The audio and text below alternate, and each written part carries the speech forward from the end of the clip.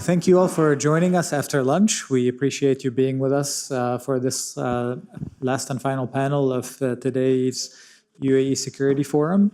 To lead us off into this session on developing Yemen's asset is our friend Phil Dufty, Director of Research and Analysis at the Emirates Diplomatic Academy, EDA. So I'll give the floor to Phil and he can introduce his stellar panel as well. Thank you. Is this on, working? Yeah. Thank you, Raymond, and a big thank you to the Arab Gulf States Institute in Washington for organizing this really interesting and important event. Good afternoon to all of you, and welcome back from your lunch, and welcome to the final session of what has been a really interesting day of discussions. And I'm confident that you won't be disappointed in this final discussion of the day, and that's for two main reasons. One is because we have a great set of panelists to talk to you. And the other is that I think that it's become clear during the course of discussions today how important this question is of how to rebuild the economy in Yemen. Important for its own sake, but also important because of the contribution it makes to the wider peace-building agenda. Whether that be helping for the humanitarian relief, whether that be its contribution to the DDR process and generating jobs for ex-combatants, or indeed whether that be for providing the fiscal revenues for paying for public services. And I think Ambassador Sesh highlighted very importantly why public services are so important for the legitimacy of the political process. And we have here today some excellent people to talk to us about this question of rebuilding the economy. We have Elizabeth Dickinson, who is the Senior Analyst for the Arabian Peninsula in the International Crisis Group, and I'm sure that many of you will rely on the fantastic insights and analysis from the Crisis Group on both Yemen and other conflicts, as well as their great advice and recommendations on what to do about it. We have Mr. Qasem, who is the co-founder of DeepRoot Consulting. He's from Yemen himself, and his consulting group provides insights and advice on economics and political issues in Yemen. And if you don't know his group and you haven't been to their website, I encourage you to do so because they have some really fantastic reports there, which are a great read. And then finally, and last but not least, we have Dr. Badr Shateri, who's a professor at the National Defense College here in the UAE, and is an all-round expert on regional security, and I know follows what's happening in Yemen very closely. And he's also, I'm very pleased to say, from my experience of him, never afraid to challenge the conventional wisdom. So I'm hoping we'll be in for more of that today. Before I kick off and ask our panelists to speak, I just wanted to just give one more word of context for this, which I think is important. When we talk about rebuilding the economy in Yemen, I think it's really important that we recall, rebuilding to what? Because, if we look back to before the conflict, and indeed before 2011, as you know, there were already very vibrant debates both in Yemen and in the international community and the Friends of Yemen about exactly this question of how to rejuvenate, revive the Yemeni economy. And I wrote down here a quote for the first paragraph of an IMF Article 4 report from 2009 on Yemen's economy, where it said, Yemen is one of the poorest countries in the Middle East. An estimated 35% of the population lives below the poverty line. Oil reserves are expected to be depleted in about 10 to 12 years. Yemen has few other natural resources and is also facing depletion of its groundwater.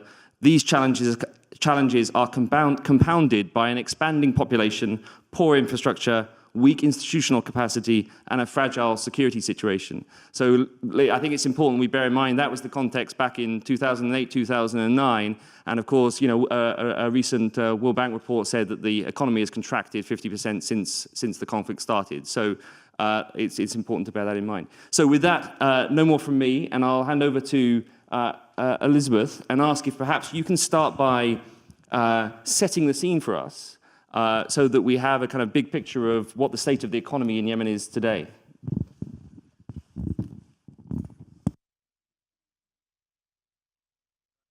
Sorry. Thank you very much, and it's really an honor to be here today. I think, in many ways, the economic situation in Yemen has been something of a slow-rolling avalanche. And I think there have been several signs along the way to get to the acute crisis where we are now. But one of the sort of ironies and beauties really about Yemen itself, but that really sort of in many ways hid this crisis from us until it became very acute, was that Yemen has some of the deepest social cohesion and coping mechanisms of any country in the Middle East. So it sort of confounded really, I think, all estimations really of its ability to cope with economic crisis at the beginning of the conflict, which I think gave us in many ways a sense of false security about families' abilities to deal with economic hardship. Because there was a lot of sort of sharing within extended families, the diaspora poured in more remittances. And so in many ways, some of the initial signs that perhaps we would have expected to see in another conflict, they weren't initially apparent because, again, there was this strong social coping mechanism. Where we are today, I think, in Yemen on the economy is really a very devastating situation where you have food on the markets that families, literally cannot afford. So it's not actually the problem of a lack of supply at the moment, although, of course, the supplies are not at the levels that they were pre-war, but it's really a problem of being able to buy the food that's available and to get it to the pockets where it's most needed. So we really have just a very severe market mismatch. So how did we get here? I'll point to just a few indicators, and these will be familiar to many in the audience, so I don't want to repeat what the expertise here already knows, but really, I think, basically what we've seen over the last few years of conflict is the disintegration of the state apparatus, and with it, the economic system and the markets that really supported the social infrastructure. I think one of the first benchmarkers of this was when the central bank moved to Aden. We saw the non-payment of salaries initially, and I think this was really a major indicator that there was a severe crisis on the way. Before the salary payments stopped in late 2016, the government paid about 1.5 million people in Yemen. So those are, teachers, workers at clinics. But again, when we go back to this understanding of Yemen being sort of this very strong cohesion, a very strong cohesion within families and within societies, those 1.5 million people supported an estimated 10 to 15 million people, which means that literally half of Yemen's population was supported by the salary payments from the government. So when that stopped, it was sort of an immediate crash in the ability of families throughout Yemen to cope with the daily economic situation. I think that was compounded by a lot of sort of monetary challenges that the bank has faced and continues to face, again, because it is in separate branches, also because of the lack of access to credit markets and all sorts of other things that we expect the banking sector to have. So the currency has depreciated several times throughout the crisis, most recently this fall when it really reached a very desperate level. Luckily, an injection of cash from Saudi Arabia seems to have stabilized this. But the reason that we now see the central bank as a priority for colleagues like Liz Grande, who was here speaking with us earlier, is really because getting that currency stabilized so that families can spend the money that they have to buy the products that are on the market really is one of the first priorities in this famine. Again, as we heard from colleagues earlier, aid agencies and even if the government services were functioning, they wouldn't have the capacity to reach everyone who needs it with food. Today, Yemen still imports more food commercially than it does as aid, which I think is a great surprise to many people. But most of the food that's available in Yemen, it's commercial traders who are bringing it inside. The UN doesn't have capacity to just hand out to everyone to bring in all its own food. So really the priority is putting money back in people's pockets so that they have the capacity to rebuild themselves. The first order of priority for us in Yemen right now is in stabilizing the currency. We are not out of the woods yet. We have seen that the currency depreciated, but soon it appreciated rapidly. So it created the volatility and created this confusion within the market, and that by itself is not healthy. It was still stabilized slightly, but we are still seeing some speculations in the market. So that's the first order of priority. And now to do that, partly you can depend on the deposits that the Saudi have provided generously to the government to help, but you need to also be able to have control, and you have a unified monetary policy in the country.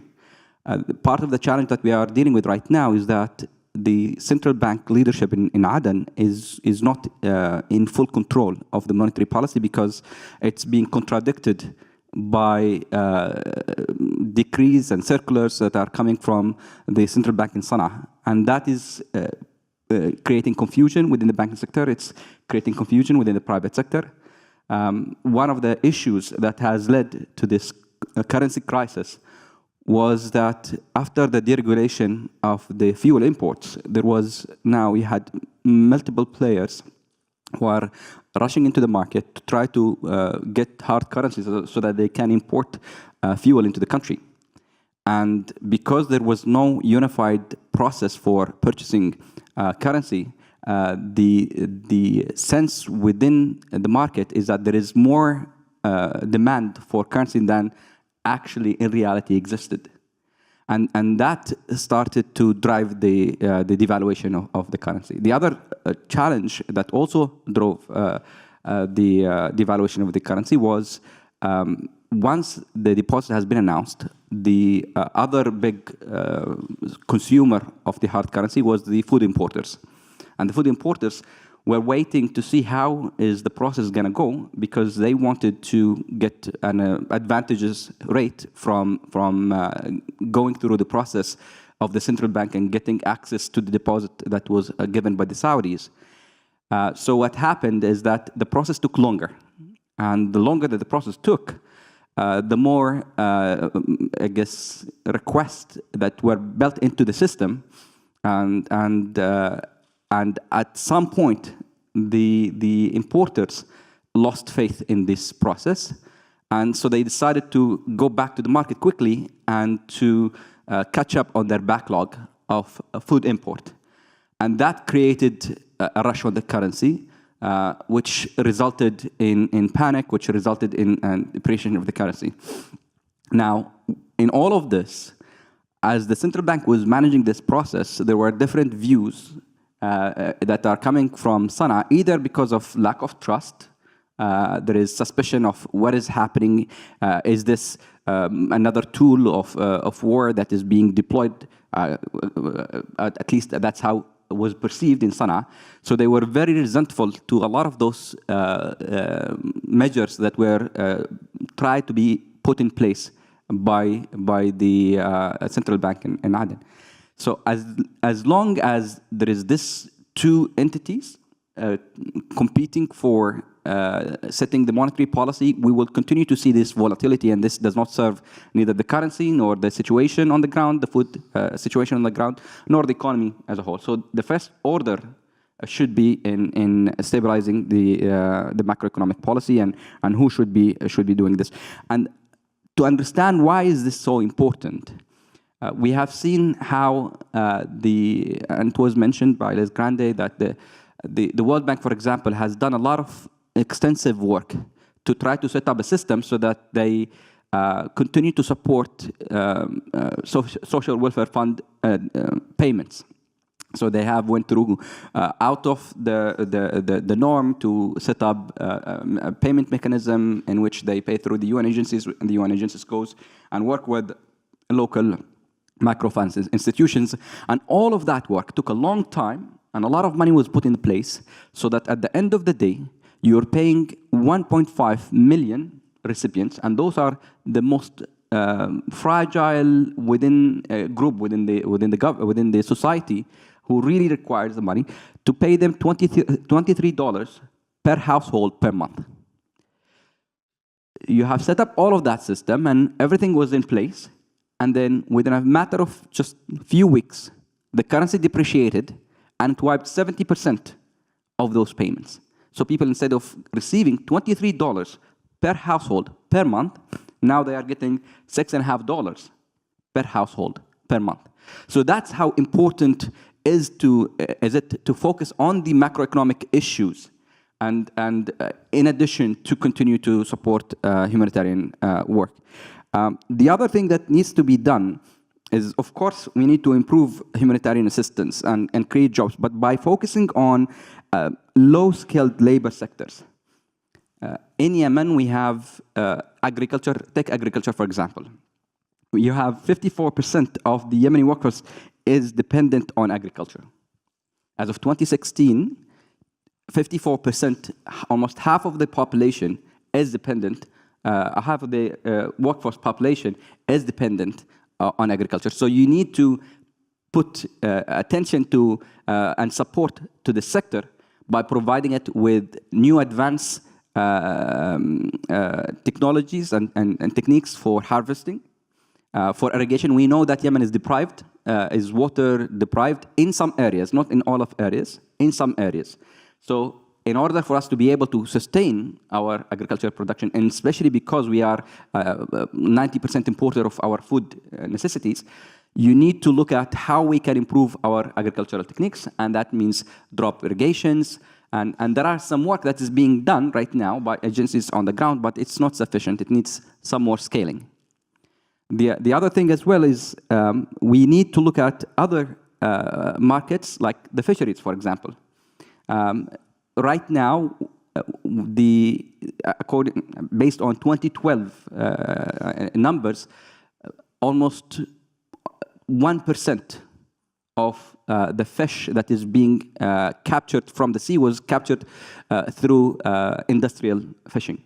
The rest was more traditional type of fishing, which is not really helping the economy, which is not helping us in terms of exporting. We have 23 companies in Yemen that have been certified to export into the European Union, and compared to some of our other regional partners. For example, in Saudi, we have one company.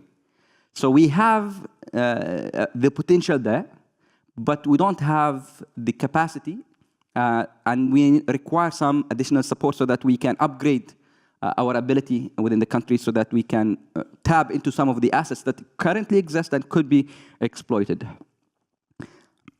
In general, I don't want to take a long time, but one of the things that we have seen is a challenge, is that there is a need to reimagine what should be the role of the government.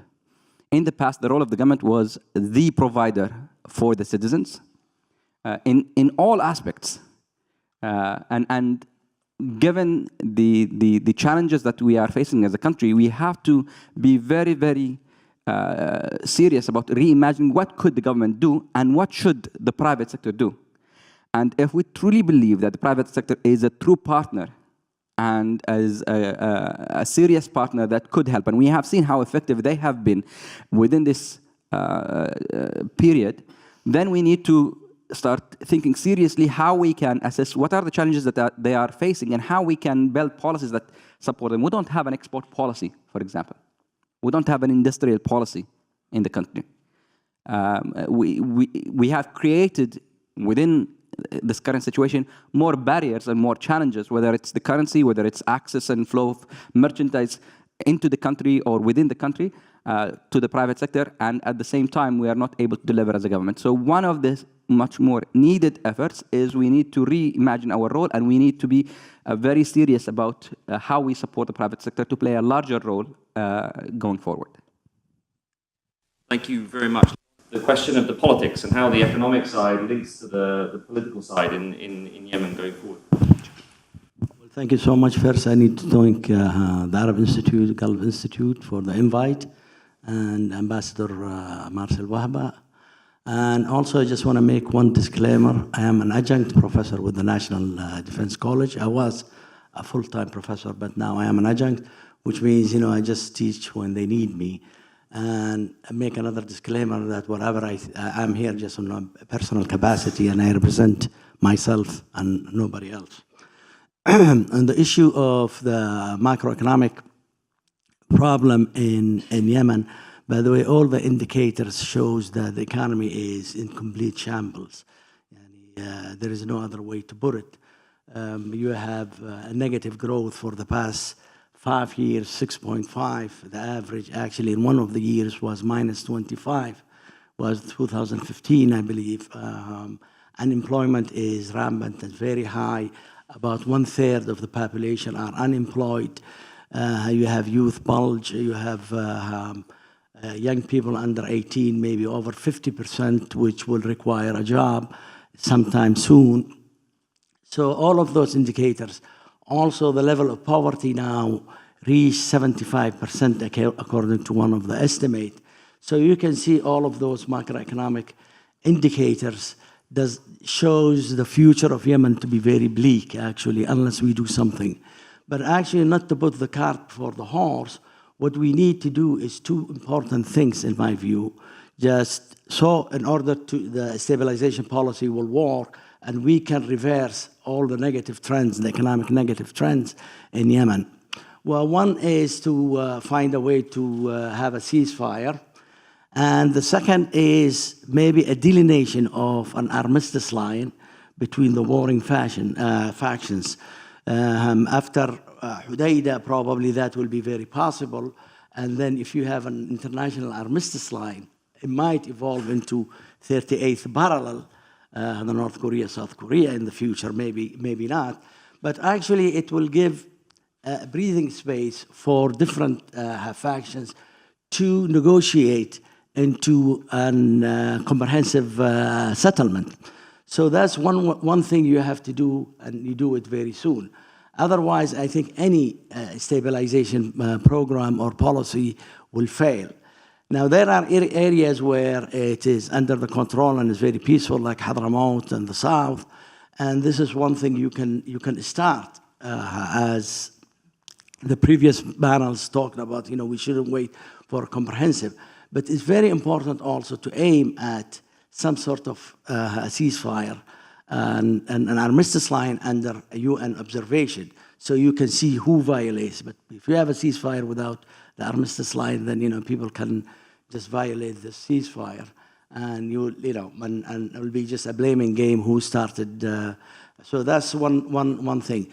Second issue, by the way, regarding building institutions, I think even for the international donors and for the GCC, I think they should align their aid and support for Yemen along the lines of the outcomes of the national dialogue, which the GCC supports very much. So one of the most important issues in Yemen today is the division between South and North. So which type of federalism we're going to have in both countries? I mean, you can have many solutions, but if the Southerns are not part of the solution, then I don't think we can go very far. So if we're going to have a federal system, or we're going to have a simple state with an autonomy for different regions, or we're going to have some sort of in-between, something like the Benelux country, some association between the North and the South. Even in the question of federalism, we need to decide, is it going to be North and South federalism in the sense of the old South Yemen with all its boundaries and the old North Yemen in federal system? Or we can have quasi-independent two states and the association like Benelux, a confederation between the North and South.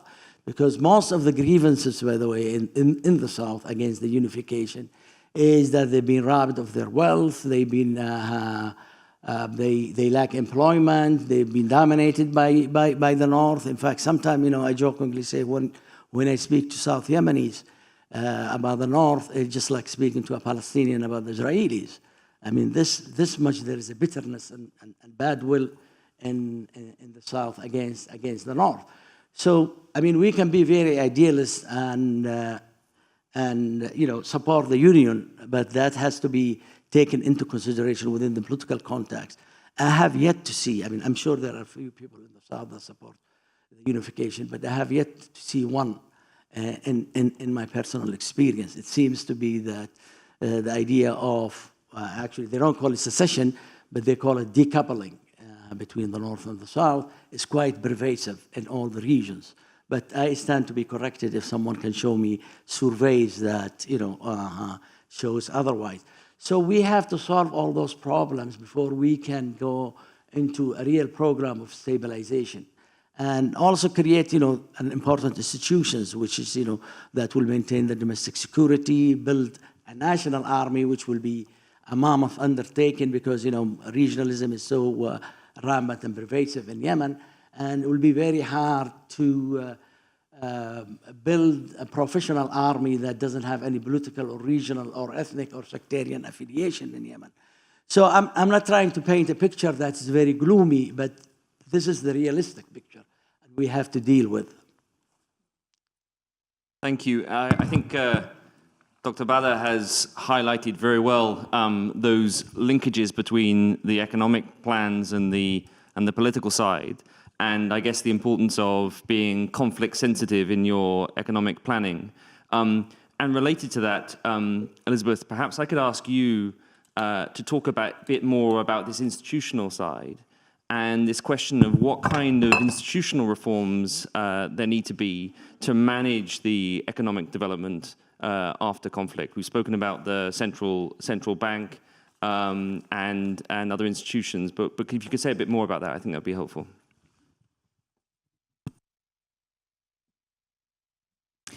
Sure. So I think, maybe a place to start is to look at sort of some of the immediate impediments to getting the economy back on track. And I think there are several things currently sort of pending at the moment that have really become very challenging issues to deal with in terms of, again, just sort of getting to a very baseline of, supply demand on basic commodities. One of the first ones is, and this is a challenge that I think Yemen will continue to face for months ahead because of the security challenges, is, as one Navy man put it to me once, if there's a suggestion of a problem in the sea lanes, it's a problem. And there's a suggestion of problems around Yemen quite often in terms of the security around the ports. So bringing in basic commodities and supplies to Yemen is going to remain a major challenge for a significant period ahead. So I think if we look even just at early December, the first 2 weeks of December, commercial imports around the Red Sea were down 50%. That's not because there was active fighting, it's because there might have been active fighting. And it's because of the suggestion of sea mines. It's because of the suggestion of possible escalations in the conflict. So I think, combating some of these issues, really putting sort of a clear process on the political side in terms of de-escalation of the conflict is really quite a vital step to getting the economy back on track at a very basic level. There's another policy that I'll just mention because progress has been made and I think more could be made. Earlier this year, the government of Yemen implemented what it called Decree 75, which required commercial traders to receive letters of credit for the import of all basic commodities, food, fuel, other things.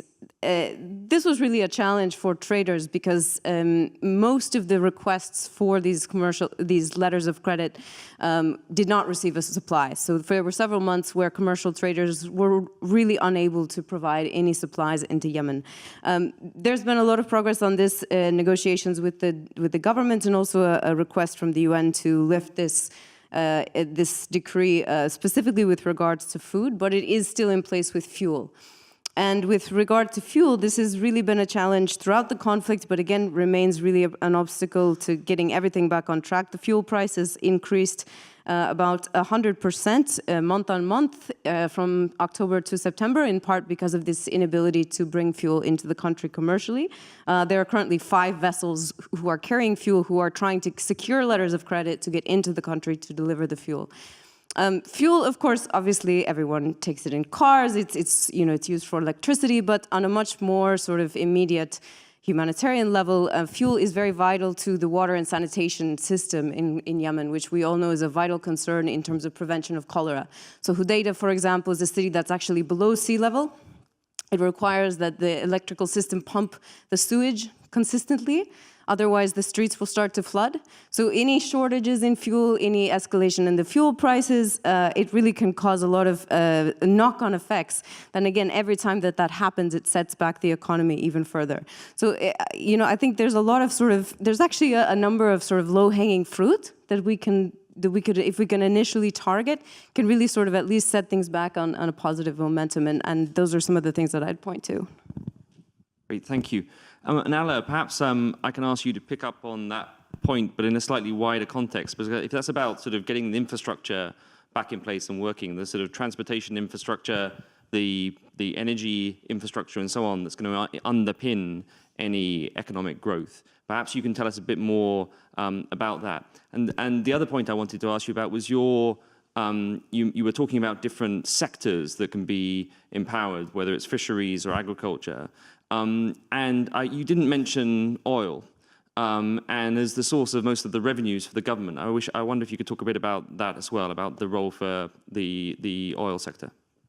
So before I co-founded DeepRoot Consulting, I was team lead for project management support and monitoring evaluation support within the Executive Bureau for the Acceleration of Aid Absorption. So this was an institution that was set up to help implement what we called the Mutual Accountability Framework and to help track donors' aid that was going into the country, and that was pledged back in 2012. So in 2012, around $7.7 billion were pledged to the country. And by end of 2014, we tracked and we saw that only 30% of that $7.7 billion was actually dispersed. And out of that 38%, $1 billion came in the form of a deposit into the central bank. So it was not really being dispersed. And a lot of the other money that was spent because it came through as aid provided to INGOs by some of the traditional donors. The point is, we have a serious handicap when it comes to implementation as a country, whether it's implementation of large mega infrastructure projects or other programs.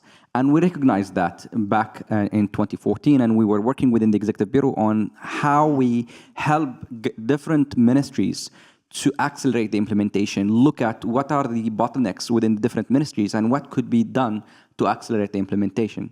Part of the challenge was that the bureaucratic setup was not helpful. You had to go through a number of institutions in order to be able to approve and get the project up and running and moving forward. The other challenge was the security situation. So we had, at that time, and I'll give you an example, we were trying to complete Marib gas-fired power station, and we were trying to move turbines from Hodeidah all the way to the site of the construction in Marib, and took 1 year to try to get that turbine into the construction site.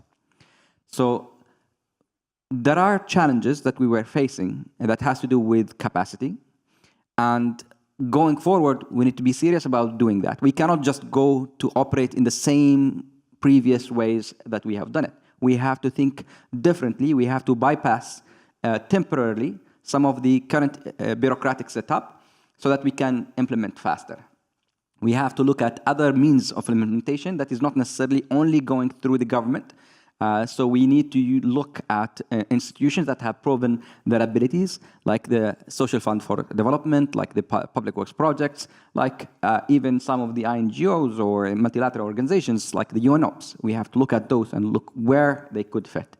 But we also have to recognize that it's not just institutions. We need to look at the institutions, but it's not just institutions that are going to impede our ability. It's also the security situation. And we have to set up some systems and maybe institutions specifically for that purpose so that we can deal with that. We have to have something like a development security force that look at some of the strategic projects and make sure that there is attention and support that is being given so that we don't repeat the same mistakes that we had before.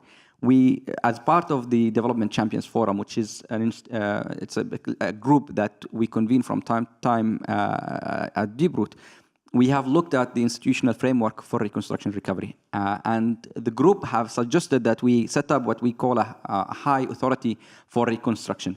So this high authority for reconstruction will be headed by, it needs to be independent, but it still needs to be connected to the government. So we are proposing that it's headed by a minister for reconstruction who is a vice prime minister.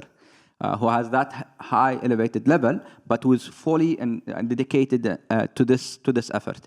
And then this authority will have in its board the representatives from the international community, from the regional donors who are supporting, and will have also, as part of it, is a representative from the private sector who is very instrumental for this effort. And then the way it's set up, it needs to also look into this challenge that we have right now, which is a lack of trust between local populations and central government.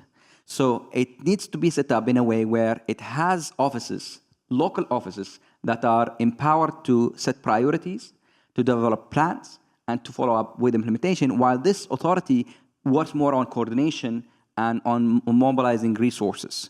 So there has been some thought into this, but this is part of what needs to happen right now, because the last time that we have worked on this issue, when in 2012, it took us 1 full year to prepare what we call the Transitional Program for Stabilization and Development. It took us another year to set up the Executive Bureau, and took us a 3rd year to hire the staff and get them oriented. So it took 3 years, and by the time that everybody was already on board and everything was set up, the whole transition period collapsed. And I think I recall there was mention in the first panel today about something similar to the Reconstruction Authority that you just described. And so perhaps in the Q&A, we can get people's views on exactly how something like that should and could work. And I saw that report on your website, very, very interesting. I'm going to press you, though, before we move on, to answer my second question, which was about the oil production in Yemen. I mean, we have, the thing is, for a period of time, oil was the main source of revenue for us as a country. But that has long peaked. It peaked in 2004, and it continued to dwindle. There are some opportunities to do some more exploration, whether it's in offshore or onshore sites. But you need stability in order for companies, international companies, to feel comfortable and confident that they can put some large investment into exploration and into drilling. And until we do that, the only thing that we have is whatever resources that currently exist, the wells that we have dug, and we certainly need to start with those. Certainly we need to go back into exporting our oil and gas production. And we need to do that fast, because we cannot just depend on the deposit that was given by our Saudi partners. So we need to look at other sources of revenue. But that's not the only one. We need to look at, and some of the people have talked about this in the morning, so we need to look at other sources of revenue like customs. We need to look at taxes to look at that. And we need to look at how we can get the private sector to play a much more needed role in terms of export within this period of time as well. And I'll go back to this private sector because it's very important. Within this period of time, we lost $850 million of private sector investment that went into Turkey. So while we are looking at the existing resources or trying to come up with new resources of revenues, we are leaking a lot of existing resources or revenues because there is no stability and there is no effective and accountable government that could signal to the market and to the private sector that you have an opportunity here. So I think we need to look at, yes, oil and gas, but we need to also look at the other possibilities that we have within the economy. And Dr. Bale, if I can ask you to pick up on the role for the international community in all this. And I think in two respects that are jumping out of this conversation. One is in terms of investment and the potential for providing investment post-conflict. And the other is in regard to this point that's being made, I think, both by Ala and Elizabeth, about the problem of lack of capacity in the government for managing economic development, and the way in which aid and technical advice and so on may be used by the international community to support this problem. Actually, before that happens, I think we should take into consideration one important factor, that probably the government would want to divert all investment, foreign investment and international aid, to exactly what you were asking our colleague Ala, in oil and gas, because the government has a huge interest in increasing its revenues, especially the fact that the foreign exchange is dwindling by the day. And the central bank had maybe a reserve of 5.6 billion, and now maybe is 100 and something million. So there will be a great interest and urge to divert most of the investment in oil. But actually what we should think about it is the investment in sectors that will give high level of employment. That is to say, sectors that are not capital intensive, despite the fact that there will be high level of revenues from oil and gas. But most of the Yemenis are employed by the SMEs, small and medium enterprises. And I think we should lend a greater support in that. And there are three important sectors. One is agriculture, that, as my colleague mentioned, 54% of the Yemenis work there. But also not only because it will hire a high number of Yemenis in those sectors, but also will be a good source of providing food security. And Yemen has huge tracts of arable lands, and it has water, although despite the fact that there is some problem with the water and also poaching of the water. So the government has to pass regulation on the uses of water. So in regions like Hadramaut and Jawf and even the highlands and maybe Tuhama and those areas, and also even other regions in the south, are, they possess huge land for producing certain grains and pulses. That's one sector that is very important to think about it in terms of international investment. The other one is what was mentioned by also my colleague Ala, is fishing. Fishing is very important, and also you can include animal husbandry, where the international donors or international investment can go there and provide an important source of food for the Yemenis. In fact, Yemen has the potential of being a net exporter if new methods of agriculture and fishing is imported. And actually, I was glad to hear that there is companies that are working in the fishing areas and actually are exporting those the fishing into Europe and other countries. The third area, which is, by the way, is a great potential for investment and for international donor, is mining. Yemen is rich with different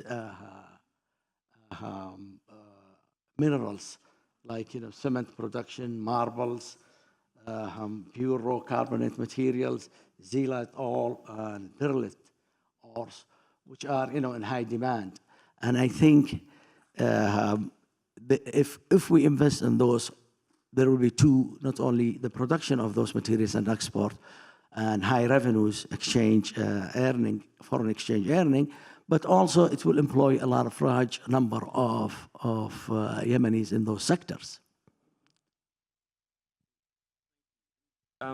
Elizabeth, perhaps I can ask you to talk a bit more about how you can encourage investment. I mean, is it realistic, and how does it become realistic to get private investment into the kind of jobs-intensive sectors that Dr. Bala has been highlighting, given the sort of lack of trust and confidence in the investment climate in Yemen? And again, more about this wider role for the international community in supporting the economic development in Yemen.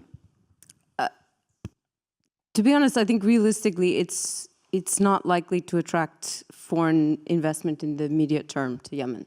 I think that's probably sort of something in the medium term. But I do think that there are things that we can do now while we're so focused on de-escalating the conflict and on responding to the immediate needs that can help set up a better base for investment going forward. So one example I wanted to draw out, especially because I know it was mentioned in the last panel, and there's some interest in thinking about ports and sort of the possible development of port capabilities. This is something that, of course, the UAE has an expertise and a strong history in developing.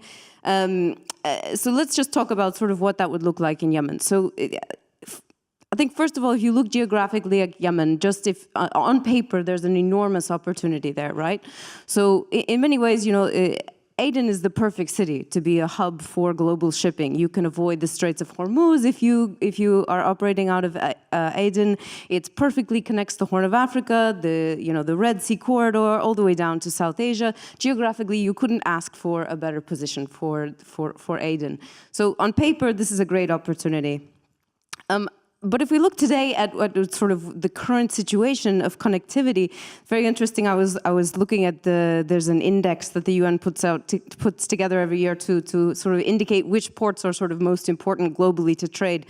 To give you an example, China this year is 187 on this index. It's sort of so China is the highest country in the world. It's 187. The UAE is 84, so very connected to the world. Yemen is 8. So that means that their level of connectivity to the world is 8. But Yemen should be geographically at least where the UAE is, probably even better. So again, on paper, the opportunity is there. Now we have some good news about what the potential for this could be and how the current operations could actually set this up for success going forward. One of the very good news stories from Yemen is how many civil servants continue to show up for work despite the economic conditions and despite the irregular salary payments, and the ports are a great example of this. It's sort of miraculous that Hodeidah port operates at the level it does now. The reason is because there are civil servants there operating it. The same in Aden, and we've retained a lot of this sort of human capital that again is really something that's to Yemen's credit, and that really should be recognized. So that's a very good news story. The other good news story is that there has been a commitment from a number of the donors to the conflict, particularly Saudi Arabia and the UAE, to expand port capacity at the same time that they're delivering international aid. So there have been new cranes installed in Hodeidah after a little bit of a delay, but now they're there. In Aden, Mukalla, and Mocha, there is an effort to expand port capacity. Listen, this is a small base. There's a long way to go. But if we're going to think about, how to use the current situation as a way to produce sort of a better environment in the future, I think this is one of the best ways that we can do it. Again, I think, one of the other challenges is really going to be getting the central bank back on track, and this goes back to what we've already discussed, so I won't repeat it, but anything that's in the logistics or the shipping industry or the commodities, it just requires this level of monetary security that really is missing at the moment, so that's very much, again, a key piece. Alo, I wonder if I could ask you to talk about the potential role, and I was triggered by your comments about the lack of capacity. And what you've seen on previous occasions there and how it's failed. The potential role for the Yemeni diaspora in building that capacity post-conflict.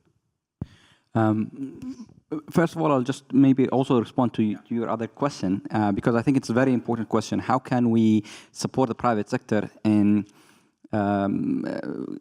operating and setting up shop in Yemen? One of the biggest challenges for a private sector is when you try to look at the risk-reward formula in Yemen, it does not just add up. There might be some potentials, and we have talked about different sectors, but the risk is really high because of the political instability, because of the security and other things. So the first thing to deal with the situation is to look at how can I recalibrate that formula. And one of the things that we could be doing is providing de-risking sort of mechanisms by providing some sort of insurance for private sector if they go into the country, that they are not going to lose everything because they have decided to take that risk and operate in the country. And especially because you want those people to be operating because of the other externalities, the jobs that are created, the demand within the market, and everything, and all of these things. So you cannot just look and think about the private sector operations in Yemen as a mere private sector that's operating in any other developing country. No, there has to be a different type of support. Usually we look at multilateral organizations like the IFC, like MEGA, from the World Bank Group, to look and provide that sort of support. But unfortunately, they have not been really doing that sort of work in fragile countries as they should be. as it should be their function. They are managing their portfolio as if they are a private insurance company just handling any normal business. So part of it is maybe there needs to be some reform at the global governance level, but also there is a window of opportunity for regional actors who are really are looking at this and thinking, how can we support aid in a different and new innovative way by playing that role that the other multilateral organizations haven't been doing.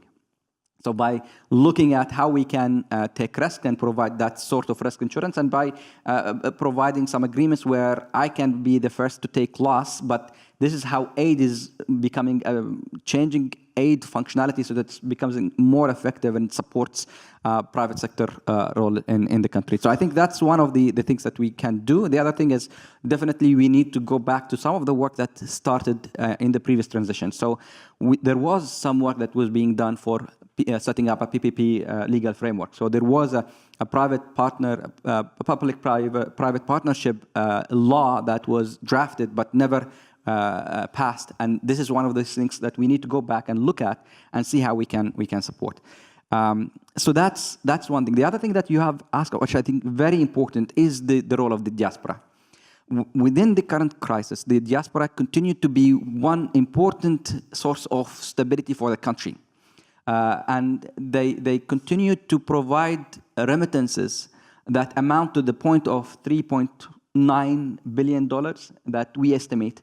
That constitutes direct type of humanitarian assistance that is not impeded by administrative logistics or by administrative overhead and all of these things. That is direct, that goes to the villages.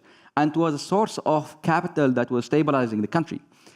The challenges that we have seen is that there are challenges by the day for those diaspora to continue to transfer their funds through formal banking channels because of the challenges that we're facing the central bank, and also because of this concern about money laundering or terrorism financing, which needs to be looked at, which needs to be sorted quickly so that population continue to support the country. The other thing that we could look at for the diaspora is we need to look at how we tap not only into their finances, but into the tacit knowledge that exists within that community so that we can bring some of that knowledge into the country right now at a time when we really need as much knowledge and support that we can get. Dr. My final question is, get your sense of whether enough thinking is going on exactly these issues in the international community. Natural, the international community focuses on the sort of here and now and the urgent challenges. Do you think there's more that can be done to be thinking and planning for, economic rebuilding post-conflict? Events like these are very welcome, but is there more that could be done? Yeah, actually, unfortunately, the government thinks in 2 years terms or maximum 4 years. They never think about long term. But academics do that. So one very important issue in Yemen is, in order to attract private, whether private sector investment or even diaspora coming back and investing in their country, when you need two things to happen: the enforcement of contracts and property relations. Now it seems those two cores are unable, because people have different documents claiming different properties, and whenever you buy a property, you never know that are you buying it from the owner or somebody else. Then you go to the course, and the course is very slow. And sometimes they cannot enforce in different, even in the stable sectors or in stable regions of Yemen. So this becomes a problem. So if you cannot have a law enforcement and somebody who will enforce contracts and property relation, then you cannot attract investment from outside, because that's very important. So that's one important thing. And that goes back to the problem of security in Yemen. If you cannot establish that, and you cannot establish a sort of a court system or legal system, then you have a real problem in in attracting those. But I hope that the governments, different governments, stakeholders in Yemen, at the international regional, will think about also, building the infrastructure, the legal infrastructure, and also the administrative infrastructure, and provide from now. But we don't need to wait for peace. I mean, we can, for example, bring Yemenis in different those countries to train them as lawyers or judges or administrators or officers or police and so on and so forth. So this will go a long way in stabilizing and building and rebuilding the state capacity in Yemen. Fantastic, thank you. So we'll open it up for questions now, please. Can you go to the mics if you have a question, please? Hi, thanks for this. My name is Britt from USAID. I have a few questions. One, we've talked a lot about the possibility of working with private sector. Can you speak to some of the risks of working with private sector, especially right now? Another question is mobile money. Do you have any thoughts on mobile money, whether the situation is ripe for it, whether it could be a change maker in any way? And then a third question is picking up on this land issue that you just mentioned. Research has shown that a huge grievance right now is about land and land grabbing. And it's a grievance of people, but it's also going to be an issue, like you say, for private sector investment. Aside, obviously, the legal, the legal architecture being restored, is there anything in the interim, though, that can and should be done, short of waiting years and years for a land commission to be established and then years and years for the land commission to work? Can you think of examples of other places of things that could be done in the short term to address that issue? Thank you. We have 3 questions there. So who would like to kick us off with one or more of those? On the question of mobile money, this is, I think, one of the important innovations that are taking place right now, but that are facing some challenges because of the adoption of the population. It's a new technology. It's a new form of spending that people are not used to. And the thing is, like, when you deliver such an innovation, I think it's in the prerogative is on the government to make sure that you try to tap into behavioral economics to try to see how you can change those existing notions about what it means to spend money and how this could be different. I haven't seen any work that is being done on that front. The ones who are leading on this is private sector, which is good, but this is also part of this discussion about the role of the government. The role of the government is to regulate, but also to support whenever we see an opportunity like this one, to support its use. I think also the international community is tapping into this. Aid is being slightly used in certain programs. So they are using mobile money, but it's not enough, and they could be a driver for this use of technology because it could lessen the demand on cash on the ground, and could also facilitate access to remote areas at a very low rate. So I think it's very important that we continue down this road, and could be supported by the international aid and assistance that could be done. But there is a role for the government to try to tap into this behavioral economics and changing the attitudes towards what does it mean to pay for this. I mean, in terms of the land, I understand that there is some issues when it comes to land reforms. But I think what we could be done is that you could start with looking at designating industrial zones, economic zones, where you can solve some of that issue by the government in a limited capacity, in a limited space, but that creates that sort of ease of mind for the private sector to know that if they go into this area, there will be some infrastructure being set up, there will not be any issues, any land disputes, and it could be safely secured. It's very limited space. It's not as hard as trying to secure the whole country. So I think that could be a starting point while we are working on some of those reforms, more fundamental reforms on the land. And on the risks, the risks of working with the private sector. Do any of you want to pick up on that? Well, actually, even on the mobile money, there is the problem of the stabilizing the foreign exchange, because many people send money, then suddenly because it's a haywire exchange rate, that could go, and then you lose, as Ala mentioned before, 70 or 50% of your money. But actually, that's a very good idea to one way to, which is used actually in Eastern Africa, M-Pesa, it's called. So you can send it directly to the phone, to the mobile, and then people can just buy goods from the. So this will facilitate and actually the expats or the Yemeni in the diaspora do support their families, which is very important source of revenue and foreign exchange for the country. Regarding the legal system, as I said, is completely broken, even before the war. And then how you fix that becomes very important. Unless you can fix that, then I don't think people will be encouraged to invest because fear of losing. And there's a lot of money among the Yemeni diaspora in Saudi Arabia and the Gulf that will be willing to invest, especially in post-conflict, because the earning will be even higher because of the great need in the country for many things, from infrastructure to goods to services. So this will be very attractive, but we need to get the legal system and legal institution up and running in Yemen before that could happen in huge scale. Thank you. Ambassador Sesh. Great. Thank you very much to our panelists.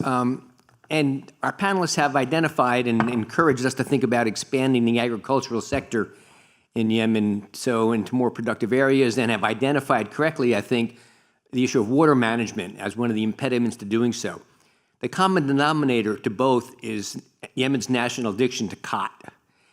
And it really has displaced a lot of productive crops. It's really damaged water management because it sucks so much water into its cultivation away from other productive areas. Can any of our panelists imagine a future in Yemen where khat cultivation is regulated? Please. Yes, by the way,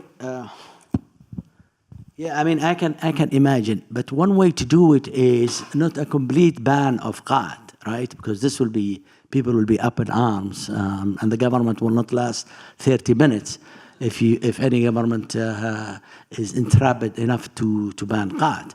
But certainly you can regulate it, and you can create a market incentives to make khat an attractive crop. So one thing was discussed by the National Dialogue in Yemen was how to import khat from Ethiopia, which is apparently cheaper. And this way you can drive the khat growers out of the market in Yemen, while still allowing Yemenis to consume khat. Secondly, in the south, prior to the unification, there was a rule that khat will be only chewed on the weekends, and was pretty much enforced. There was some violation because people can go to the countryside and buy khat or store some of the khat for the rest of the week. But it still, I mean, was reducing the amount of consumption within Yemen. So another thing is to cash crops that could take over the khat areas and bring more cash to the farmers. And this will be another way of sort of reducing the khat problem. But it's a serious problem, by the way, because inhibits and prevents productivity, and as he said, it consumes a lot of resources and a lot of land. You want to add something? Please, sir. Yeah, hi, me again, Nathan Toronto, UAE National Defense College. Thanks again for this opportunity. So economists talk about the three inputs of production as land, labor, and capital, right? So Yemen seems to be poor in capital and land resources, but they have lots of really cheap labor.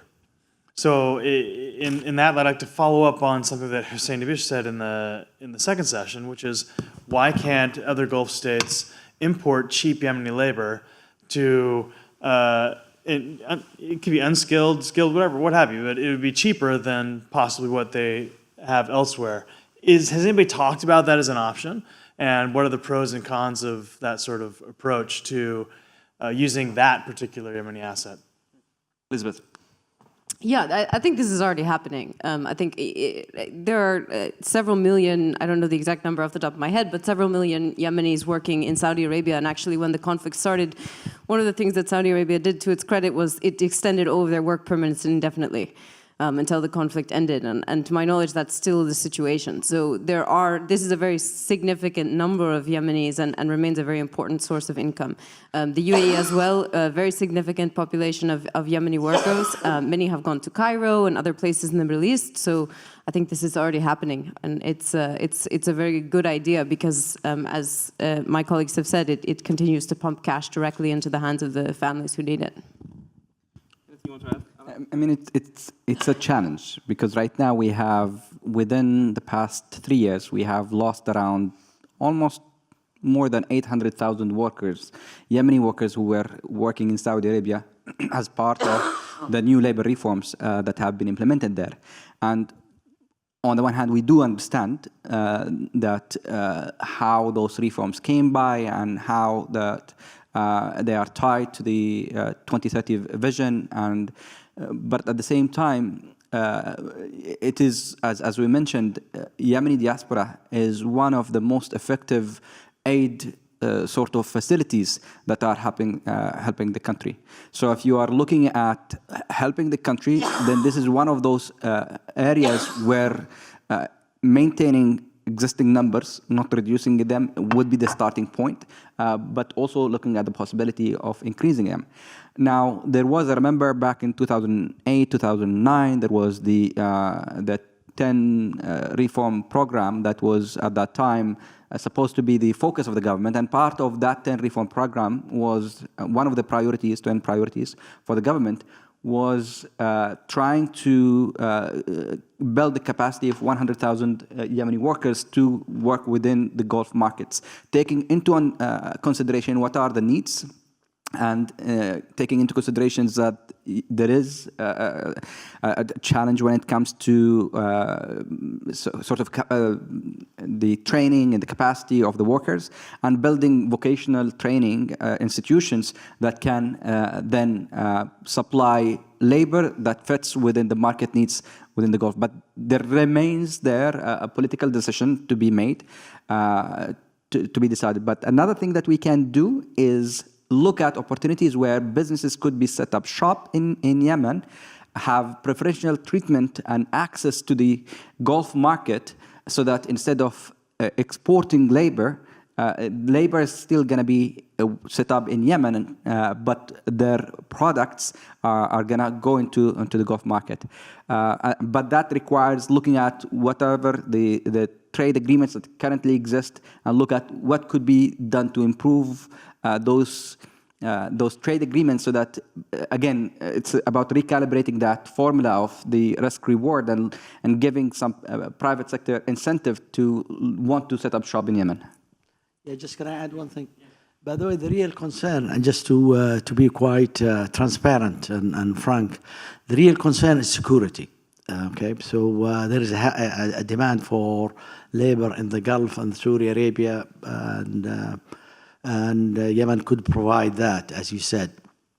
But the problem is, now the security institution within Yemen is not working properly. So the coordination between the GCC on security checkup on individuals who will come is not working.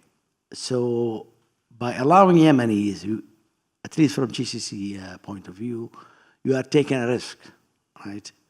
And also because, there is a huge recruitment of some Yemenis to Al-Qaeda. So there is this fear of maybe you are allowing violent extremists, not laborers, in the GCC. And obviously, most of the Yemenis are not in that category. But how can the GCC confirm that? The only way they can do it if there is a country with running security system that can provide the background check to those GCC country, and the GCC country, after that background check, can issue the visa. So that's one concern. But still, by the way, there are other possibility of recruiting highly skilled labor, which reduces the risk of being in categories that you fear most. And it doesn't have to be only from Yemen, but could be also from other expat countries in Europe or in different places. Secondly, I think might be worth for the Saudis to look at the labor policy, the new labor policy, because in a sense, Saudi Arabia has a great interest in the stability of Yemen. And maybe it can give exemption to the Yemenis. And I understand that the Saudis have to do what they have to do in order to regulate their labor market and provide more jobs for their citizens. But in the case of the Yemenis and the Syrians, by the way, I think exemptions could be made in order to allow, those Yemenis to stay. So there will be no security problem for the simple reason that they went through the checkup prior to the war, and they were there for 20, 25 or 30 years. All you just have to do, just give them the exemption, and they can stay. In the beginning, was quite generous, as Elizabeth said, and really appreciated that the policy was such. But still, we need a rethinking on those policies. Yeah, I just want, because this is exactly the point. I think if part of maybe a GCC coordinated sort of policy when it comes to the Yemeni labor is looking at if the Saudis cannot, for example, continue to hold those labor, our other GCC countries can take on this labor. Since they have been through this security and since they are already sort of integrated into the GCC culture, having been left there for years, that makes it easier for them to transfer as opposed to for them to go back into the country, into Yemen, and create a lot more pressure on the existing systems and structures. So you've been waiting for 10 minutes patiently, so the floor is yours. No worries. Trevor Johnson, RAND Corporation. I'm kind of wondering how exactly development could best support some of the political reconciliation and stabilization efforts we talked about earlier today, specifically with respect to the spoilers. So some of the actors on the ground that we would be most concerned about after developing some kind of peace agreement would obviously be the Houthis and then potentially southern separatists. And so I'm wondering, if we suppose that the World Bank Group had sufficient resources and did not impose restrictions on the types of interventions or structural reforms that one would pursue with their funds, what would be the tailored set of policies that one would target in Sada or parts of the South, and how different would those look sectorally?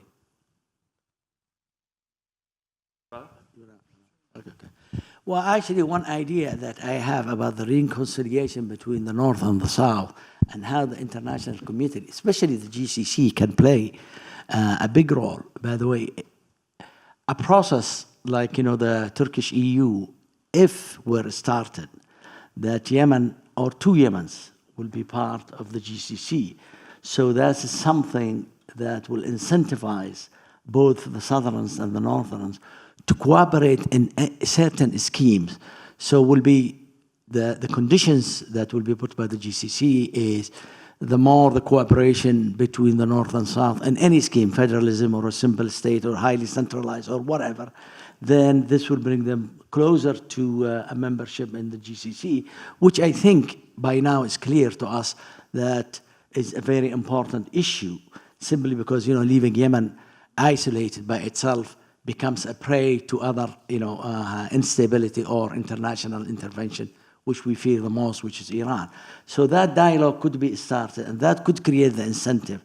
Dangling this membership to them makes them more wanted to cooperate between the South and North, even if they accepted, a cooperation on a Benelux, as I said, a confederacy between the North and the South, or a federalism of sorts between the North and the South. But the membership might incentivize, like it did in the case of Turkey in domestic reform.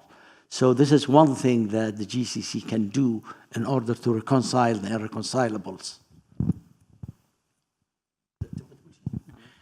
One thing just to point is that within, for example, if you go to Sada, the infrastructure there is very solid.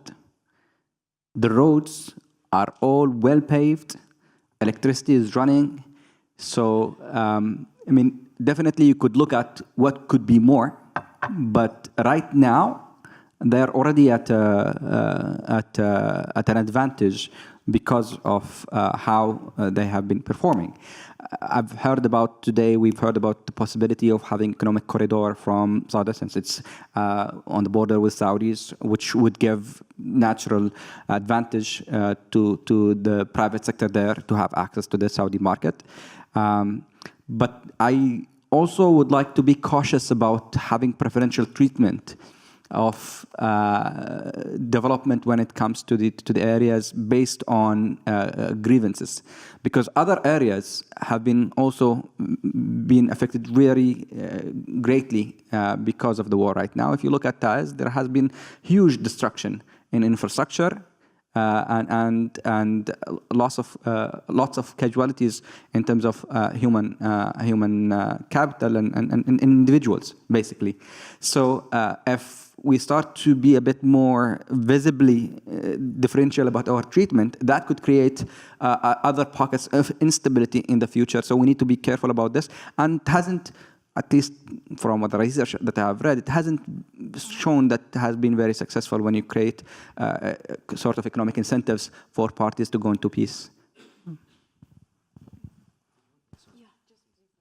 Just briefly, in terms of spoilers on development, I think that some of these, I guess we called them previously in one of the other panels, war entrepreneurs are major spoilers in terms of development, because a number of sort of monopolies have evolved throughout the course of this conflict that have really made a number of political parties very sticky.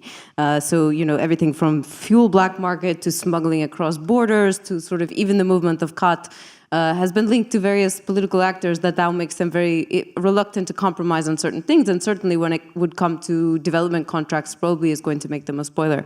And I would add to that list, frankly, the government of Yemen itself, which has, I think, in many ways failed to pick up on the economic reconstruction of some of the areas where it's influential.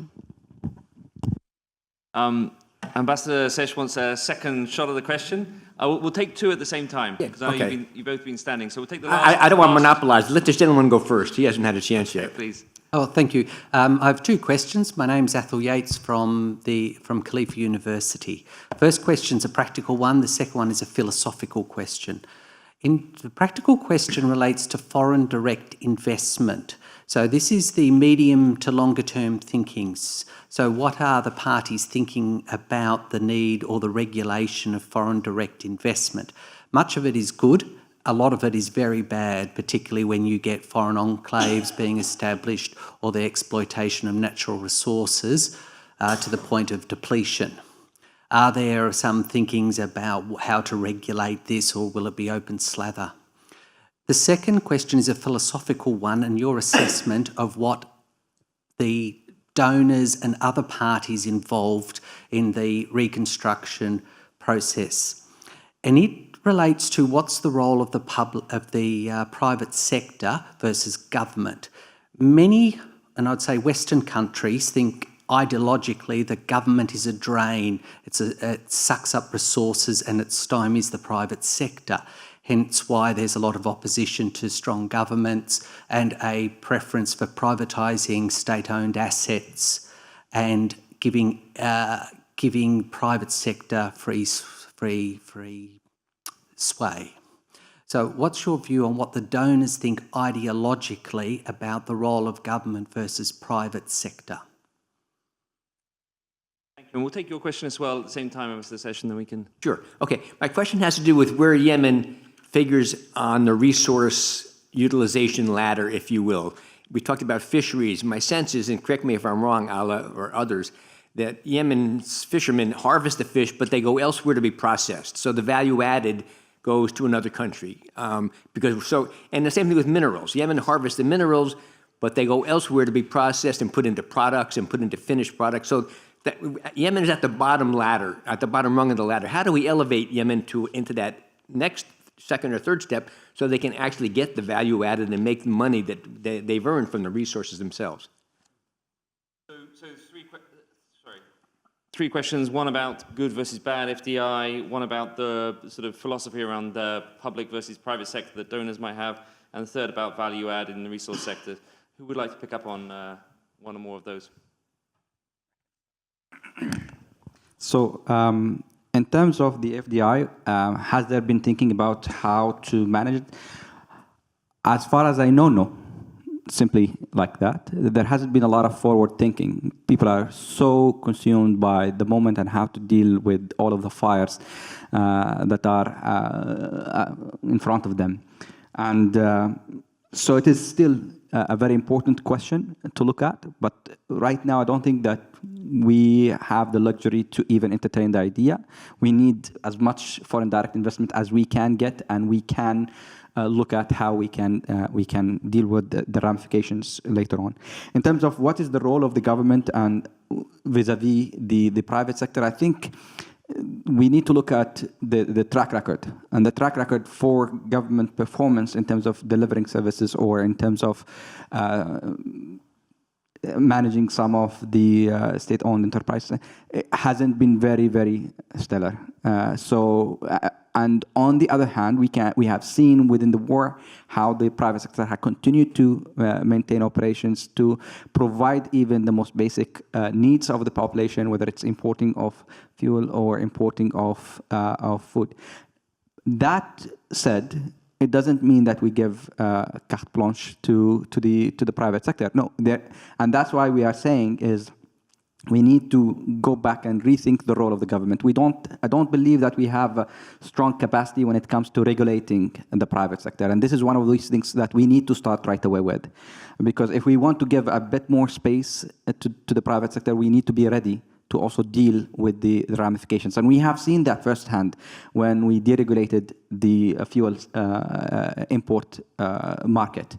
The sooner that once we have done that, we have seen, and the central bank was not ready to handle this liberation. We have seen how it had a really shocking effect on the economy as a whole. So I think this is very important for us.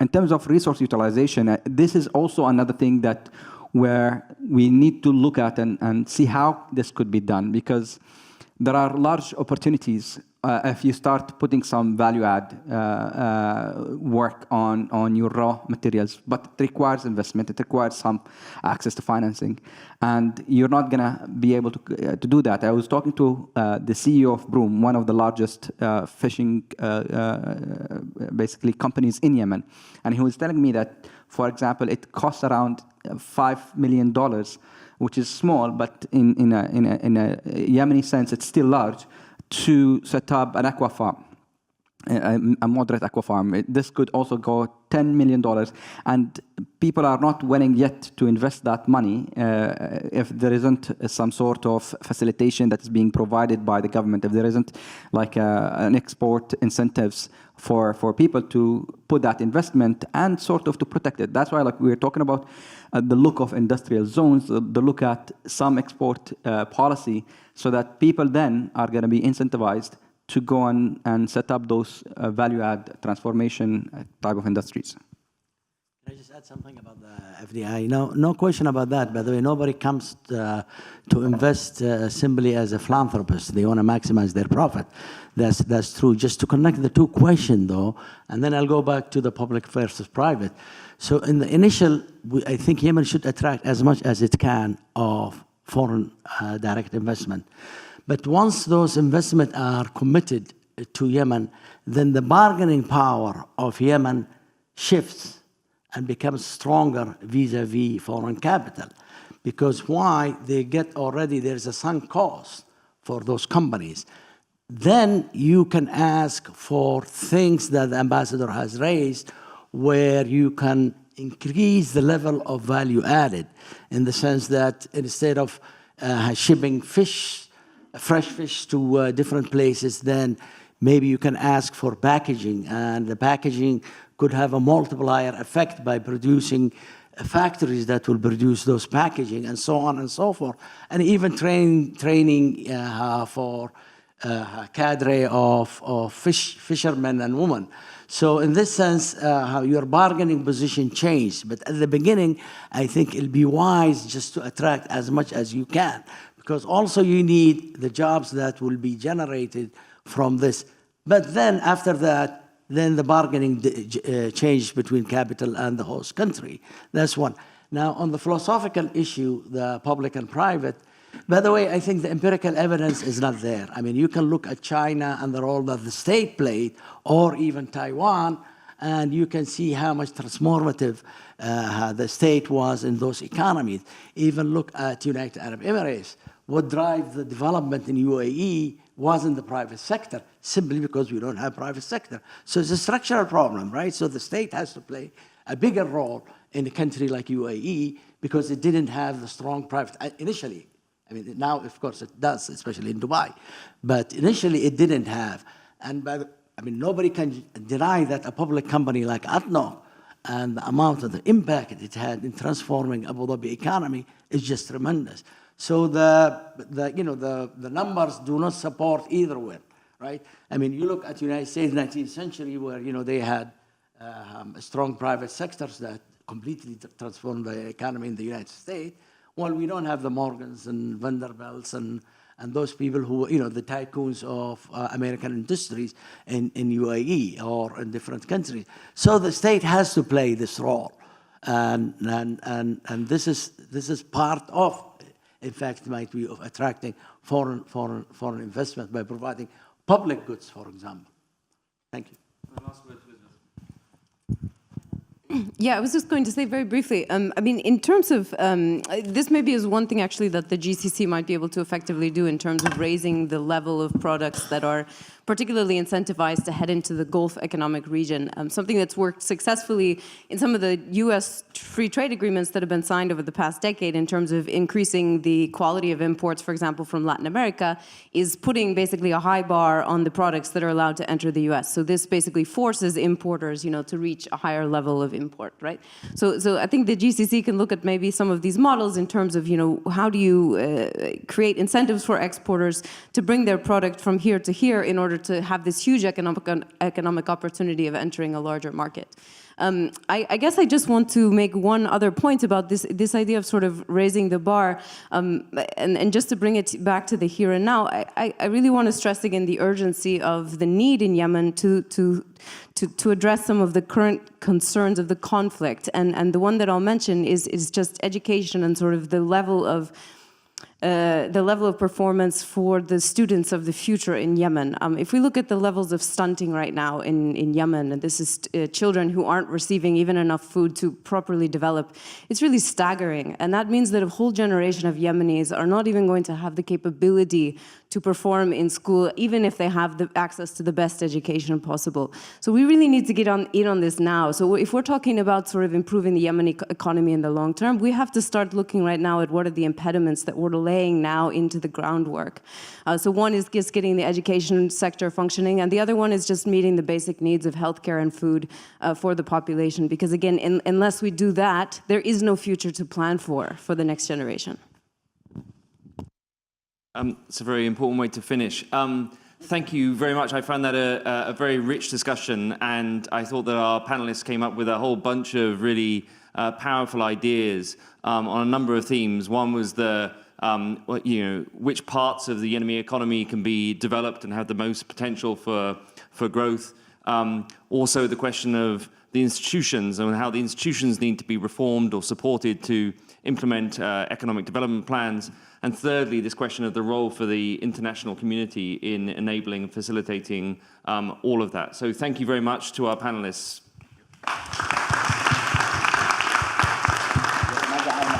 And if I could just also take an opportunity to give my personal thanks to Ambassador Wahba, Ambassador Sesh, and Raymond for this, because I think this is exactly the kind of thing where think tanks can add great value by talking about these slightly longer term issues that perhaps government policymakers are not thinking about enough because they're focused on the urgent here and now things. So thank you. Great. And Phil, thank you very much for our great moderation of this panel. Thanks to our panelists for wrapping up the afternoon in such stunning fashion. The issues are so important, and I really appreciate the way you've tackled them for us.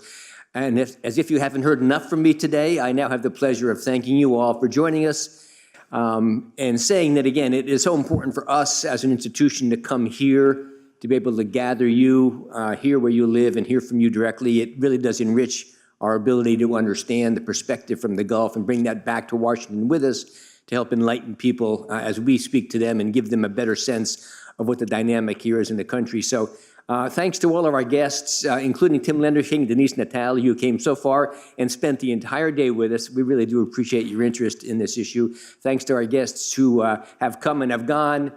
We look forward to getting something out of this that we can circulate to all of you, hopefully with some of the recommendations and the great ideas that were shared today, and keep this discussion alive until we do it again. Look forward to doing that with you as often as possible. And please do stay in touch with us. We'll do the same with you. Thank you all very, very much.